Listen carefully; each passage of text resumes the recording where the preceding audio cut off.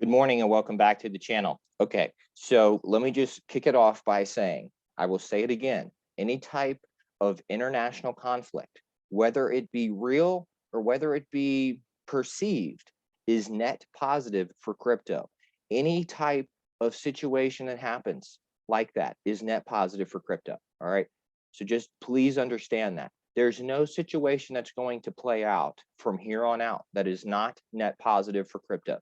The only thing that would be net negative for crypto is if, again, the meeting of the minds were to happen with these global bankers and they were to all of a sudden start implementing sound monetary policy and potentially look at backing their fiat currencies with some type of, some gold, silver, or other assets to where it was backed by something. So if that does not happen, and it's not going to happen, if they are not going to meet together and to figure out a more sound monetary policy in a way to get out of the conundrum that we're in with our financial system, anything outside of that is net positive for crypto. And that's not going to happen. So everything that we're about to see, or what we think that we're about to see, or what they tell us that we're seeing, anything like that is net positive for crypto.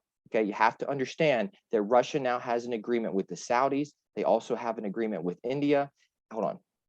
Okay, so they had this agreement with the Saudis. You know about our agreement with the Saudis for the petrodollar. Essentially, the petrodollar props up the dollar as the global reserve currency. If the petrodollar falls, the dollar falls. End of story. So any type of conflict with Russia, in my opinion, is net positive for crypto. Okay, so don't let stupid people on the internet and on mainstream media tell you otherwise, because this is net positive for crypto. The sooner the old system collapses, the sooner we transition to the new system. Okay, none of this is financial advice. I'm not a financial advisor. So Russia also now has an agreement with India, and this just happened 2 days ago. This is actually a really big deal. So they have an agreement with the Saudis. They have an agreement with India. They already have a pretty friendly partnership with China. They also have an agreement with Nigeria. So if there's conflict here, it is net positive for crypto because it's net negative for the US dollar as a global reserve currency. Okay. Now, so this came out yesterday.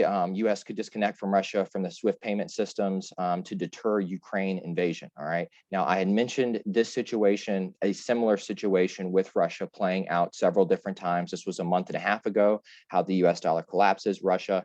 And this is the black swan for the new global economy. This was 3 months ago.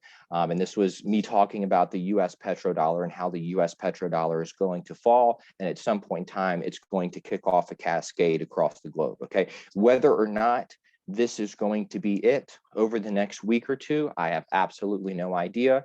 Okay, this just might be the new thing that they throw out for a week or so to scare everybody, and then it kind of just fades away, right? Because we just saw that happen with the new variant. Okay, it was fear, fear, fear, fear, fear, and then all of a sudden everybody just pulled back. Oh, actually, not as bad as we thought it was going to be. Okay, so just understand they are going to do any. These are desperate people. The corporate press, these are desperate people. These politicians are desperate people. Okay, they are facing social unrest in all of their countries all around the world. They are likely much more concerned about their own populations than they are about other countries. Okay, but what better way when millions and millions of people are looking at the politicians and the people who are supposed to be running the joint and becoming very, very, very unsettled, unhappy, and to the point of revolt. Okay, what better way to have some type of perceived global conflict to kind of take a lot of attention off of them and say, oh, we're doing the virtuous thing because we're standing up for somebody else somewhere in other parts of the world. Okay, so just understand, some of this may be very real and legitimate, and some of it may be totally imaginary, manufactured, made up out of thin air. Okay, a big look over here, not over here type of a situation. Okay, I'm going to go over some things that might make you really question the legitimacy of what you're going to be told over the next week. So just stick with me here. So this is the Republican senator from Mississippi. This is Wicker, and he's warning about, I can't believe he said this, okay, about a possible, a nuclear strike against Russia. Now, Wicker's not some random schmuck. He's on the Armed Services Committee, and which is the committee for something like this. I listened to several different takes last night. They said that it would be more likely, or the most likely scenario is that he got briefed on this before he went out and made this statement on national television. And he is a senator.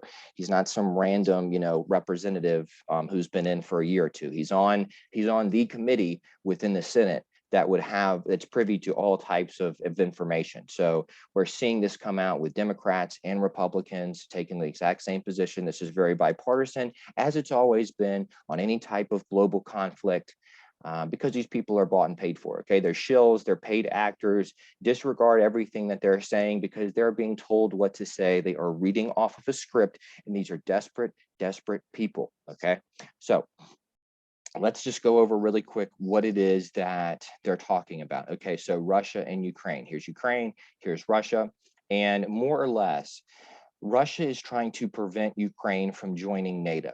All right.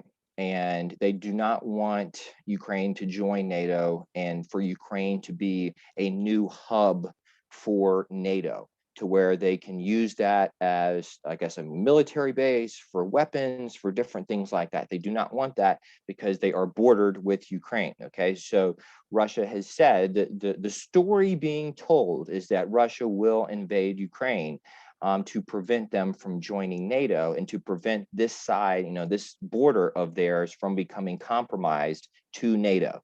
Okay, so that's what they're saying right now. And so the US is, we're just going to potentially do nuclear strikes and send troops because Ukraine is talking about or contemplating joining NATO. And because of that, Russia is going to invade them. So that's what we're being told right now. Okay, that's what we're being told. Now, so some important parts that I want to go over here. Now, remember also, we just completely dipped out of Afghanistan. And if you remember how that whole situation played out, it was a catastrophe, right? And it was very much in the public eye. And I'm genuinely a little suspicious on the press's coverage of that. It's almost like they had everything ready to go. They knew exactly how the situation was going to play out. And the fact that they pivoted and they kind of threw the administration under the bus, I thought was significant. And I think it's foreshadowing something to come, because they'll cover up. They could have easily covered all that up for the most part. Okay. They could have easily just not reported on it, not had cameras on the ground. And they can say whatever it is that they want to say, whether it's true or whether it's not. So, the fact that they were out there on the ground accurately reporting on how chaotic the situation was, in my opinion, something was up with that. Okay, but back to this. So we were going to just leave. We're got to get out of these endless wars. We're getting out. We're bringing our troops home, and then months later, 3 to 4 months later, we're about to, potentially start a massive conflict with Russia, who's now partnered with India, also pretty closely aligned with China, and Russia's also partnered with the Saudis. So the implications here, let's just say, speaking hypothetically, that this were all legitimate, this was all true, it would be the most insane thing ever, knowing what we know about Russia's partnership or friendship with China and their mutual interest, and now Russia's new agreement with India and their new agreement with the Saudis. If we were to engage in conflict with Russia, the dollar is toast. It is completely toast. Our economy's toast. The global economy's toast. All right. So I'm not saying that none of this has any legitimacy whatsoever. Okay. Because I think that there might be some legit conflict here, genuine conflict. But understand that these world leaders, these are desperate people. They have locked their citizens down for 2 years. They have made their lives dramatically worse. Okay, in every single country around the world, they're experiencing shortage. They're experiencing inflation. They're experiencing mandates. Okay, so think about the 2 years that have led up to this point. Okay, citizens, I know that most of y'all are in the States, some of y'all are not, but citizens around the world have gone through probably some of the more trying times since they've been alive over the last 2 years in relation to how everything is how everything is playing out in their country and the negative effects that their politicians are having on their everyday life. So everybody, for the most part, all around the world, citizens, are watching their lives, the quality of their lives deteriorate because of the policies that their politicians are taking. So people are not happy with government. People are not happy with politicians and elected officials around the world, not just in the United States. So they will do anything they can to take attention off of them and to put it on somebody else. Okay, so just understand that. Now let's go over some key points. The dollar was destined to collapse. Okay, it was always going to collapse. This song and dance was going to come to an end at some point in time, and we were going to run up to debt as far as we possibly could before it just got to the point to where everything was going to collapse and they were going to throw it away.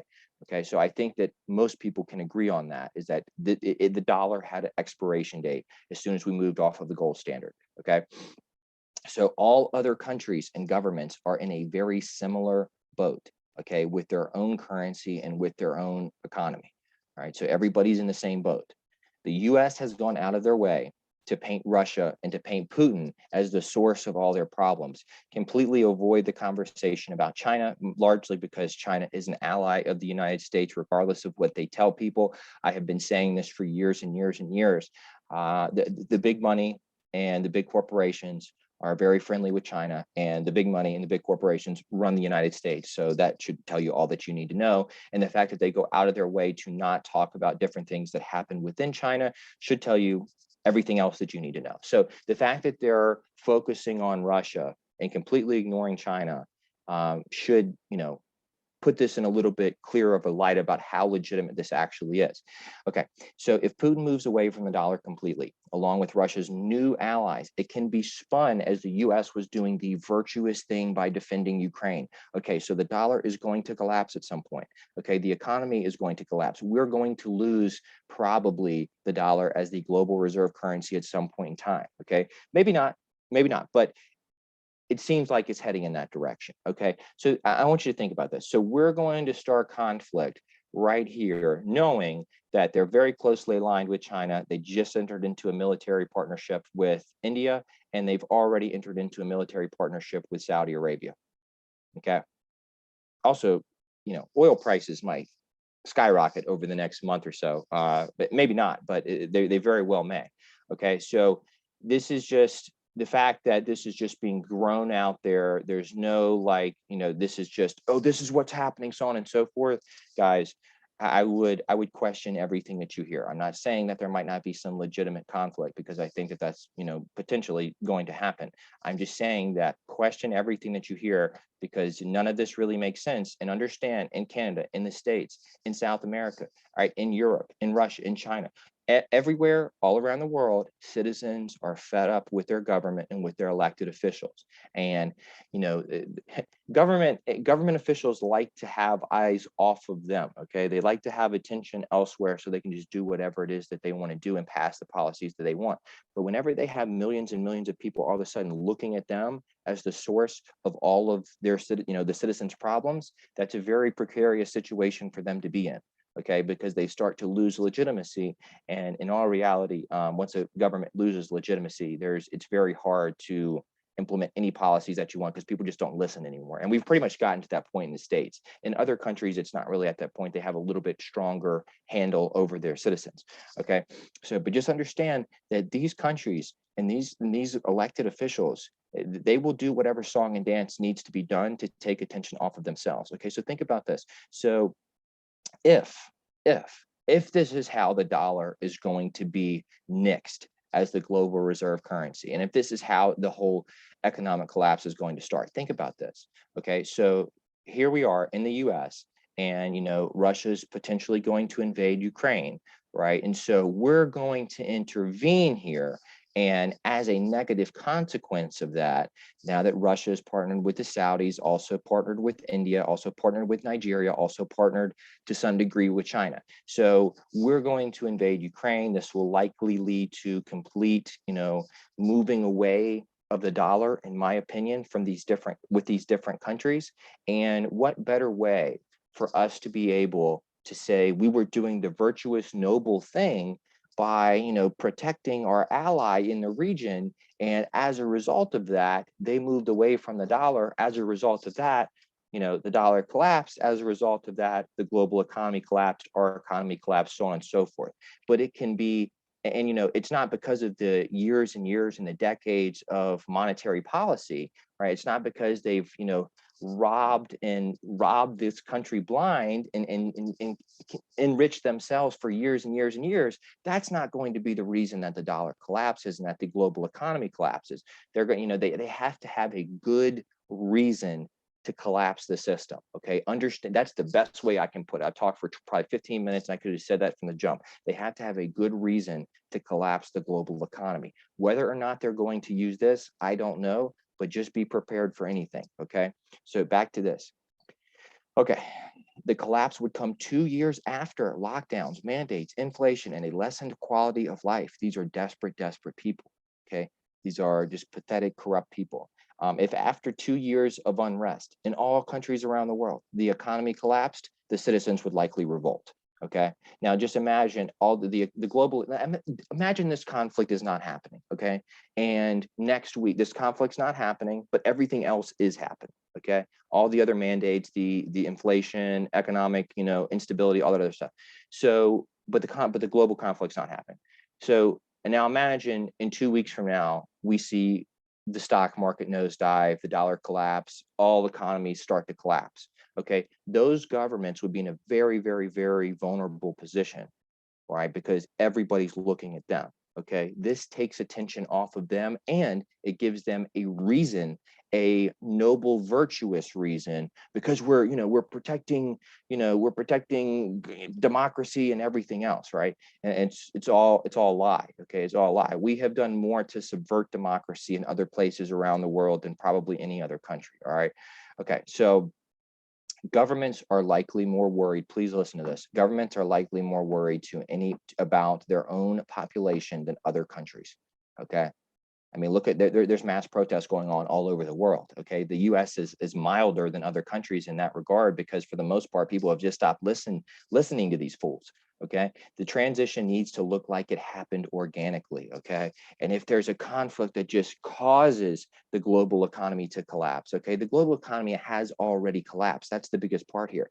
It's already finished. The economy is done. Okay, but they have to have some other reason other than their own incompetence to say this is the reason why the global economy has collapsed. The virus, also, global conflict, right? It's not them. It's not them. It's not their own criminal behavior, right? It's these other things that, you can't really make anybody responsible for. The transition needs to look like it happened organically. Evergrande may have just been a distraction and primarily done to make China look weak and like they are not a threat. And what we might be seeing is the stage being set to have the Chinese yuan as the new global reserve currency. That could be very possible. Okay, because I mean, there's no way that if we have conflict with Russia, we have conflict with the Saudis, in my opinion, because of their new partnership, also with India, also with China. Okay, more or less. All right. So just keep that in mind. And what we are seeing right now might be completely 100% manufactured, and I'm going to explain why I think that that's possible.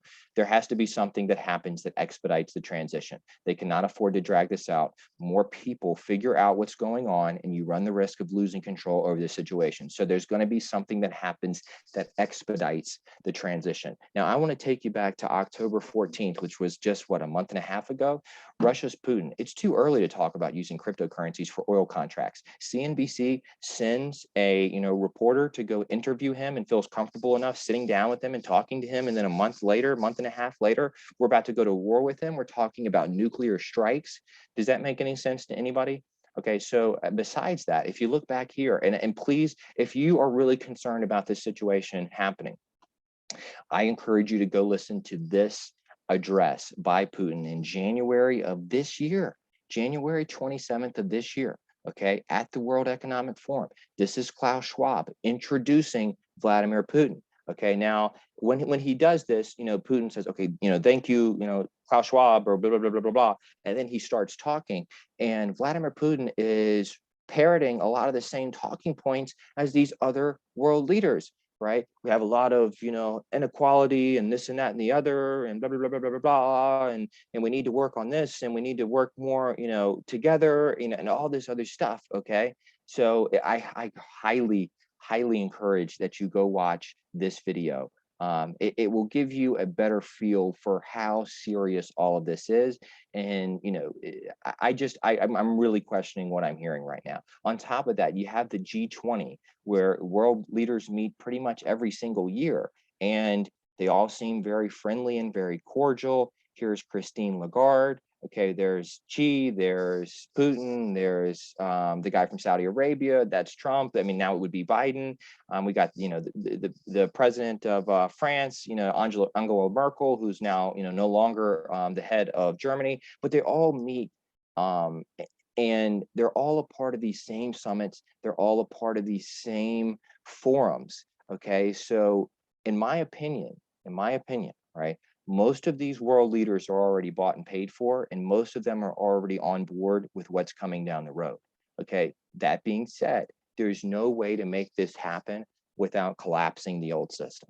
There's just not, there's no way to make it happen. Okay, so during the process of collapsing the old system, is it out of the realm of possibility that they might create a perceived global conflict? I'm not saying that we're not going to see tanks in military on TV, and there's not going to be deployments, and there's not going to be shots fired, and there might not be, certain, missiles launched or whatever it may be. But if you remember, this was just like 2 years ago. There was a situation happening with the Kurds and with the Turkish, and the ABC News took a video clip from a gun range in Kentucky, and they modified the clip to make it look like this was like a military assault against, innocent people. And we come to find out that that was just footage from a gun range in Kentucky.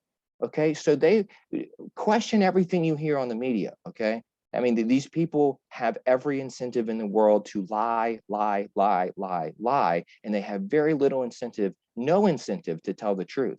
Okay, they have absolutely no incentive to tell the truth, because them and all the politicians that they run cover for and all the big billionaires that pay their salaries, these people are heavily implicated in all the different problems that have been happening with normal everyday people, and they want to take attention off of themselves. Okay, it's my ICP video coming next. All right, so just understand these people are in the same summits, the same forums. Klaus Schwab is introducing Vladimir Putin just earlier this year, and he's talking about, and when Klaus Schwab is doing this introduction, he's saying, we need to move past conflict and we need to start working together. And then when he kicks it over to Putin, Putin parrots a lot of the same talking points. Okay, there's a strong likelihood that all of these people are just bought and paid for. Okay, and that the perception that we see from President Xi in China or from Putin in Russia, they try to make these guys out to be just like these huge, they might just be complete 100% paid shills like all of our politicians. Okay, understand that, they own the money printer globally. All right, they have owned the money printer globally, and China has come to power because we made that happen. Okay, so the big money made that happen. We laid the roadmap for China. So what it looks like is happening is that China was always going to be call it the test net for the rest of the world. That's what it looks like, okay? And they have rolled out a lot of policies and procedures in China that, in my opinion, they might have, they might want to roll out in other countries all around the world. All right, but I think that all of these leaders are bought and paid for. The only real conflict that might happen, and I'm not saying that certain things aren't, I'm not going to say the troops aren't going to be deployed. I'm not going to say I'm not saying a bomb's not going to go off. All I'm telling you is to question everything that you're seeing, because these are desperate people and they will do anything they can to take attention off of themselves. Okay, so the only real conflict that I think that we, the genuine conflict would be with any of these countries who is not on board with the new global plan. I would put it that way. Okay, any of these countries that wants to remain autonomous and to have, their own sovereignty, I think that those are serious possibilities of there being conflict with. Anybody who's not on board, okay, with the agenda, those countries are at risk of coming into conflict with the other countries. But I think for the most part, I think most of these people are bought and paid for, okay? I mean, Putin's become one of the richest people in the world secretly. Nobody really knows how much he's worth. And if you just look at these other people, they have heavily enriched themselves and gained a massive amount of power over the last few years. And at this point in time, everybody in their country is extremely unhappy with them and on the brink of revolt. Okay, and the economy hasn't even collapsed yet. All right, so the economy hasn't even collapsed yet. So you take that amount of social unrest and you add on top of that a collapsing economy, and there would be total revolt. Okay, so how do you avoid that, or how do you minimize the collateral damage with that happening in your country? And in my opinion, a perceived global conflict and the threat of nuclear war and all of these things would be the best case, would not say the best case scenario. This would probably be the most effective thing that they could do, because another variant that's out, okay, people aren't buying it anymore, people aren't falling for it, it's not going to work. Okay, so they have to find another, something to cause a massive amount of fear, to justify any additional measures that they may take, and they have to find a good reason to collapse the global economy, okay, and more or less to collapse the dollar and to remove the dollar as the world reserve currency, if that is what they want to do, okay? So I'm not saying that we're not going to see some real legitimate conflict. All I'm saying is that question everything that you see, and if you go watch this video and you still think that everything that we're hearing is 100% legit, right? Then okay, but you should go watch this video and you should hear what Putin actually says, and then compare that to all of these other people, all of these other globalists talking about how we need to do this, that, and the other, and how the system is unequal for all, even though they have heavily benefited from the system. You see how after they become multimillionaires and billionaires, after that, okay, after they have achieved just an insane amount of wealth, after that, the system's really bad. It doesn't really work for everybody. We need a new system. We're not going to give up anything that we have accumulated through this corrupt system, right? But we just need a new system now, okay? Because people have kind of figured out that that we're all corrupt, and that we're all bought and paid for. And so let's get a new system now. That makes sense, okay? So just understand, expect anything. I mean, the fact that they're coming out and saying this on national television, talking about a nuclear strike, means that they are going to make this appear as real as possible. And there might be some of it that is very real, okay? But anything that happens with this is net positive for crypto. Do not let stupid people tell you otherwise, okay? The sooner everything collapses, the sooner we transition over. I'm checking really quick just to see if anything else has happened with the price. Still around 49, 49.2, something like that. Do not let people tell you that this is going to be bad for crypto. They might try to dump the market. They'll try to do anything they can to shake retail out of the market, okay? So that's all I have for this video. I know this has been all over the place. I probably talked entirely too long, but there was a lot of things that I wanted to go over. So please understand, go listen to that video. Type in Vladimir Putin World Economic Forum, and it's from January of 2021. Listen to what he has to say. And you tell me, do you think that he's on a different page, or do you think he's on the same page with everybody else? Okay. So that's all I have for this video. Thank you everyone who's liked, share, and subscribe. Take care. Have a good day. I'll see you in the next video.